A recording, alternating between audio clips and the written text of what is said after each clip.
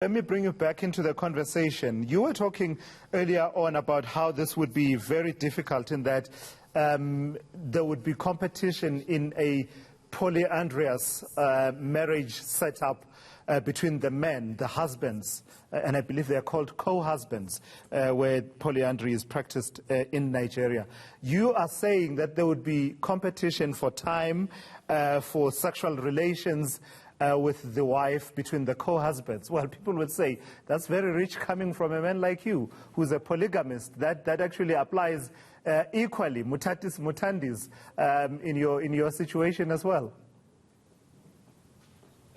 Let me tell you, let me be honest with you, Tulasis. We are not driven by equality here, that we are competing with someone else. We are driven by the mere fact that through our existence as human beings, we want to build a proper society, we want to build families. Now I'm saying to you, there is no man that I know who's sober, who would allow a situation that he will find himself competing as to who his child belongs to, amongst those men. That is one. Secondly, I'm saying there are issues of tradition and custom here, which makes us find our existence. If I marry someone, there are certain things that I perform. And how is it going to be now? Because the surname that is going to be carried there is going to be coming from different men. Obviously, it will be for the first time in history where you will find men changing his surname to be of that particular wife. It's a crazy thing.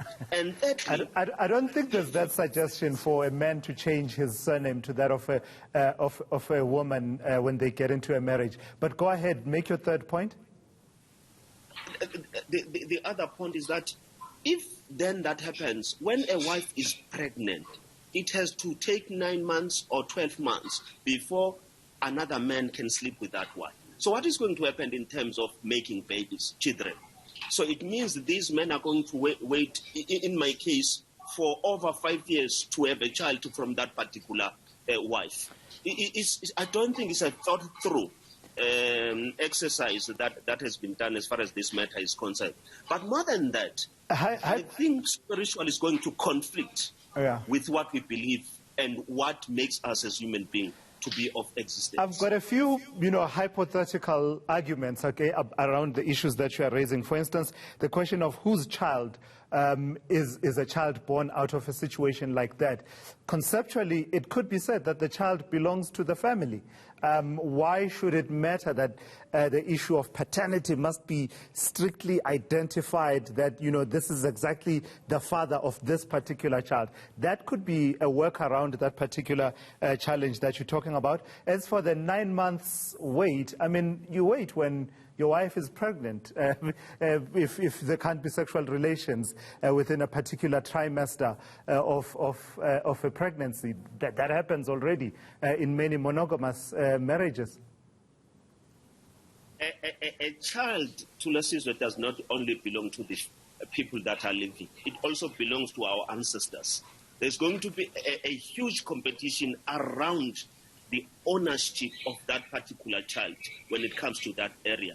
It might be taken lightly for the argument's sake. But let me tell you, we are going to have huge problems of insane people, because once ancestors, they weigh into this, they are going to compete and fight against whose child is this. And that is on its own is going to cause destruction to the families that we are trying to preserve and protect. It can't be a child of a family.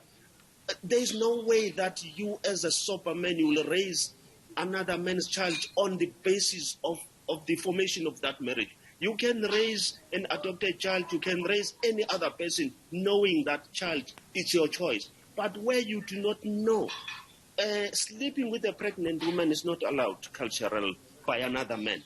Right. So there is so much that needs to be taken into consideration as far as this is concerned. I hear that. It's scandalous when we are putting this argument on the basis of equality. I think it's so scandalous. Mohammed Abduroaf, just in terms of the broader other proposals around this green paper on marriages, What's your sense? Let me tell you what I like. I've always been puzzled by why we continue to have a provision for consent to be given to minors to get into marriages, be consent by, you know, the parents or the custodian of the child, etc.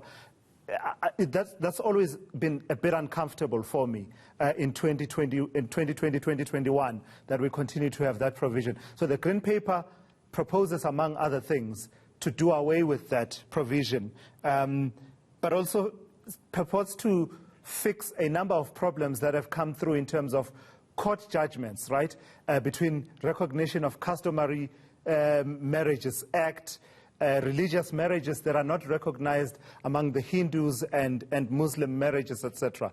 Broadly speaking, does this proposal and discussion take us in the right direction in terms of plugging those gaps?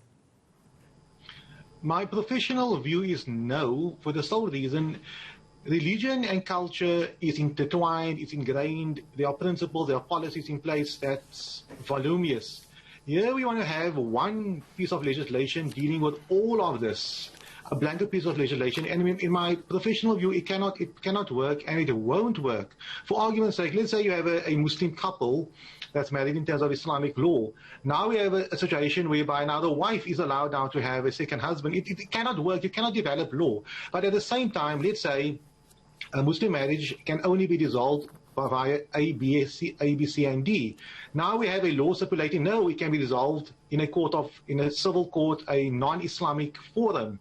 It's not allowed in Islamic law, for argument's sake. So we are imposing westernized principles on certain cultures and religions, and asking that the religion itself should develop or accept Western culture. And that will be a huge problem going forward. But if you give me 1 second on regarding the issue concerning polyandry, there are other problems that could arise, like inheritance. How does a child inherit from? Who does the child inherit? And who inherits from this child? The 5 dads, the 3 moms, child maintenance. Who supports the child? Does the child have an obligation later on to support all his fathers, which he has, or his mothers he has? Child custody issues, guardianship issues. So these are all the problems that could potentially arise. So when I mentioned earlier on an overhaul of our legal system, there would definitely be that. There will be a rewrite of all our legislation dealing specifically with the rights of children, parents, husband and wife.